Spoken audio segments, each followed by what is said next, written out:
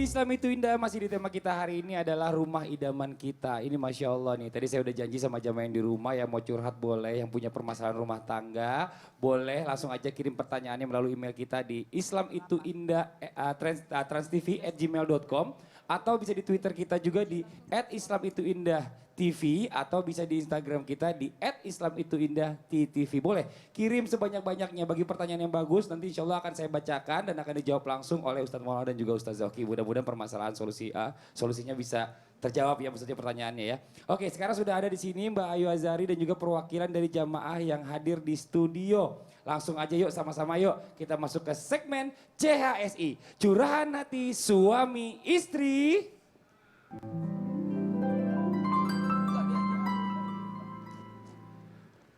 Oke, alhamdulillah. Sekarang kita kasih kesempatan yang pertama nih. Ayo buat Mbak Ayu dulu deh nih. Mungkin ada yang mau ditanyakan nih.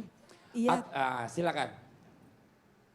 saya mau tanya Pak Ustadz, ini kan anak-anak di rumah karena sekarang lagi ngetren ya. Ada teman-teman pada piaraan anjing. Terus yang kecil nanya, yang gede nanya. Saya bilang nggak boleh, kan aturan agama nggak boleh karena nanti kotor lidahnya. Terus dia bilang enggak, ada yang kecil seperti kucing. Terus memang sih ada yang kayak tikus, kita pergi ke toko-toko anjing gitu lihat memang kecil kayak kucing. Terus lidahnya juga nggak Lidahnya ngiler-ngiler. pendek nggak keluar-keluar. Terus temennya dia punya di rumah banyak, bersih kok katanya. Itu gimana Pak Ustadz? Padahal dia muslim juga gitu. Gini, membicarakan tentang anjing.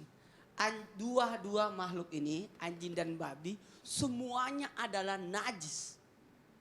Jadi bukan lagi bulu-bulunya termasuk najis. Mohon maaf kepada siapapun. Saya teringat ketika malaikat Jibril tidak mau masuk ke rumah Rasulullah.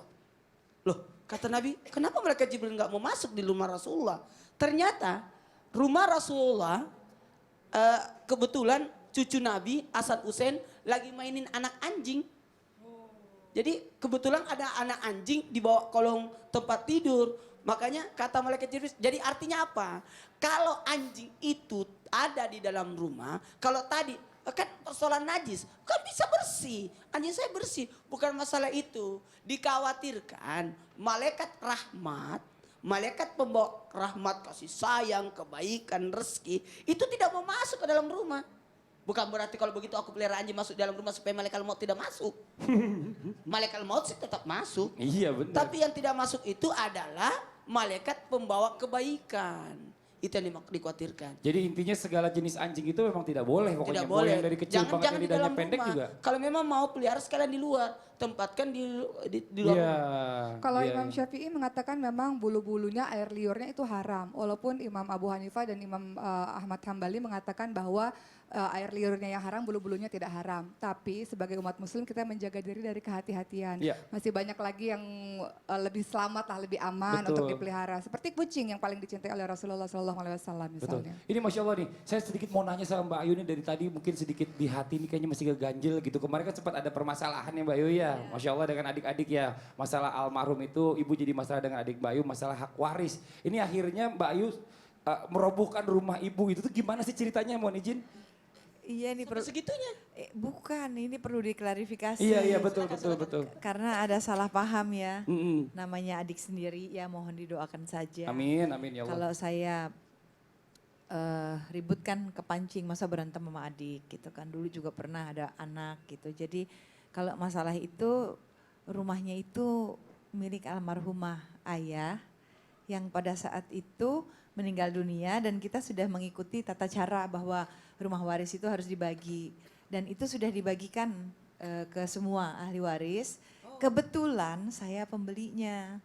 Karena kalau saya yang beli, ibu tetap bisa tinggal di situ, maksudnya gitu. Alhamdulillah. Tapi setelah ibu sakit, memang saya tawarkan untuk pindah ke rumah saya supaya ada yang ngurus dan selalu ada yang melihat. Tapi ibu kan orang dulu gitu ya, almarhumah nggak mau tinggal di apartemen.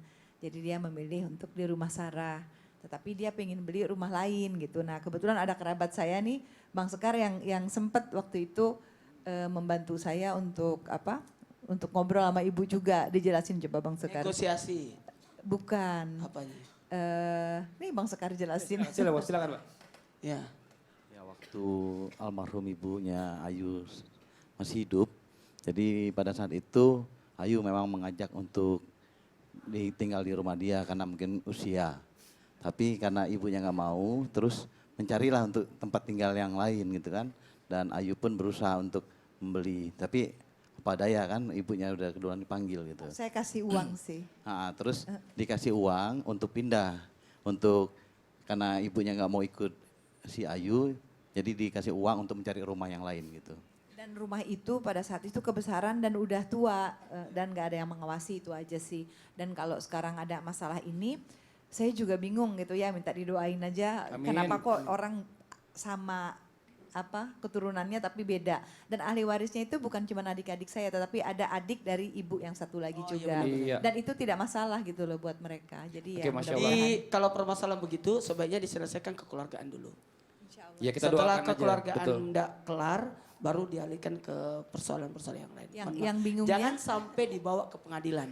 Karena kapan dibawa ke pengadilan bisa merusak silaturahim antar saudara. Betul, apalagi kalau dibawa ke media ya. Jangan. Kan udah duluan betul, dibawa ke betul, media, betul. cuman Jangan, saya jangan. ngalah aja. Enggak, Jadi jadi kita doain aja lah Ini biar tunggu. semuanya cepat selesai ya Mbak Ayu orang ya. tua bilang sing waras ngalah. Sing waras ngalah, Masya Allah, tepuk tangan dong. Ini mudah-mudahan kita doain sama-sama ya. Biar permasalahannya cepat selesai, amin amin ya robbal alamin. Selanjutnya nih Ibu nih perwakilan dari jamaah, silakan Ibu. Dari Jepara Bu ya. Ya, betul. Wah silakan Ibu. Assalamualaikum warahmatullahi wabarakatuh. Waalaikumsalam warahmatullahi wabarakatuh. Nama saya Suaidah dari Majelis Taklim Manakib Muslimat Tubanan, Jepara. Iya silakan. Saya mau nanya Ustadz, Ya. tetangga saya itu membangun rumah, ambil tembok rumah saya. Selama membangun rumah, ketika hujan, jadinya rumah saya kena bocorannya. Pas saya komplain, tetangga saya bilang, sabar. Nanti kalau sudah selesai, dirapihin dan ditambal temboknya sehingga tidak akan bocor-bocor lagi. Masalahnya Ustadz, sudah selama 1 tahun ngebangunnya belum selesai-selesai. Mau saya ingatkan, tetangga saya itu non-muslim. Oh. Sehingga saya bingung, kesel, dan merasa dirugikan. Itu bagaimana Ustadz? Jadi temboknya satu ya Bu ya, Iya. numpang di tembok Ibu. Jadi dia kalau misalnya hujan itu airnya masuk ke dalam rumah bocor. Nah betul. nanti janji mau dibetulin, tapi kalau rumahnya udah selesai. Enggak selesai-selesai. 1 tahun itu. belum 1 tahun selesai. belum Ini gimana selesai. solusinya Pak Ustadz? Gini, mohon maaf. Dahulukan yang namanya ibaratnya kebaikan buat tetangga. Karena tetangga kan ada 3, tetangga yang memiliki 1 hak, tetangga yang punya 2 hak, dan tetangga yang memiliki 3 hak. Tetangga yang memiliki 1 hak adalah tetangga dalam artian yang dia tetangga walaupun non muslim. Berarti dia masih tetap punya hak buat diri kita untuk berbaik bertetangga. Nah, kalau bisa Bu, ingatkan kalau memang dia tidak bisa perbaiki, Ibu yang perbaiki aja rumahnya sendiri. Ya Bu ya? Kan tembok bersama. Iya. Ya Bu ya? Ibu, Insya Allah. ikhlas ya Bu ya, sabar ya Bu ya. Niatkan sebagai sedekah aja. Iya. Karena jauh mahal persahabatan, pertetanggaan daripada uang yang keluar itu. Betul. Dan biasanya yang menolong kita yang paling cepat adalah tetangga kita, bukan saudara kita yang jauh di sana. Betul. Jadi berharap mudah-mudahan dengan tetangga apalagi sebelahnya yang di tembok saja mudah-mudahan tidak terjadi perselisihan Masya berkepanjangan. Allah, Karena itu. kita membutuhkan mereka, mereka membutuhkan kita. Pasti, bener-bener banget. Ibu jelas Ibu ya Bu ya. Jelas. Terima kasih banyak. Bapak silahkan Pak, ada yang mau ditanyakan. Boleh, nama siapa namanya? Nama saya Abdul Razak dari Jepara, Iya. kelompok jamaah Nurul Huda. Iya. Boleh, Mi? Oh, pakai nengok takut salah ya Pak ya. Silakan Pak pertanyaannya Pak. Ya, saya kan kecil ya cuma punya rumah tapi kecil hanya untuk kamar, 2 kamar, saya 1 untuk saya dan suami. Istri. Dan istri, Iya. 1 lagi untuk kamar anak. Kebetulan anak dua-duanya perempuan, jadi bisa 1 kamar tapi Tapi masalahnya Tapi masalahnya kalau ada orang tua datang, ada tamu ya? Ada tamu Atau tamu. datang atau mertua itu datang, ya terus Mertua itu siapa Pak? ya, Mertuanya mertua Bapak kan? iyalah mertuanya Bapak lah, masa mertuanya yang lain. Terus Nah, itu datang bagaimana tidurnya. tidurnya itu? Oh. Bagaimana Pak Ustadz? Yang namanya tamu hanya sampai 3 hari. Kalau ada tamu yang lebih dari 3 hari, berarti dia mau tinggal di rumah Bapak. Nah, Menghargai tamu, memuliakan tamu itu penting. Apalagi tamu itu adalah mertuanya bapak. Terancam kehidupan bapak kalau tidak dikasih. Apa salahnya bapak sengalah, Diutamakan ya. diutamakan. Cuma kalau mau jangan kamarnya bapak yang dikasih. Kamarnya anak saja. Iya, betul. Karena kamar orang, maaf ya, rumah inti itu kan ada di rumah itu ada kamar inti. Khusus suami istri. Itu tidak boleh orang tidur di situ. Kalau mertua tidur di kamar kita, Nggak kan boleh. kita yang ngalah nggak boleh, masa Pak Ustadz? Enggak, lebih baik kamarnya anak. Oh gitu. Kamarnya anak yang digunakan. Kamar anak kan lebih kecil. yang dibawa ke kamar. Oh. Kan cuma 3 hari doang. Iya, iya, iya. Ya Pak ya? iya. Iya, iya. Jangan kamar bapak, bahaya. Iya. Nanti dia keterusan. Kerasan ya Pak Ustadz. Ada Ustaz Zoki yang mau ditambahkan sedikit, silakan boleh. Pilihannya ada 2 sih sebenarnya. Bapak yang kalau berkenan bapak yang tidur di ruang tamu kan kalau laki-laki biasanya lebih enak tidur di mana-mana. Tapi kalau tetap mau di kamar pastikan bahwa setiap anggota keluarga memakai pakaian yang menutup aurat. Dalam artian walaupun ada mahram tapi tetap kita ada aurat-aurat yang tetap harus ditutup loh gitu. Jadi jangan berpakaian juga seenaknya walaupun sama ayah sendiri apalagi anak-anaknya udah pada gede-gede, gadis-gadis gitu. Biasanya saya di depan TV sudah bisa Di depan Nah, TV Bapak aja di depan Pak ya, TV bisa tidur kan, tidur. Pak? di atas TV. Asalkan Alhamdulillah. jangan di atas TV. Iya, Iya. asal juga jangan ngalingin TV, terus mau nonton TV ada bapak, repot. Ya Pak ya, terima kasih banyak Bapak, terima kasih banyak juga buat Mbak Ayu, terima kasih banyak buat Ibu, tepuk tangan dulu dong, ini luar biasa ya pengalamannya ya.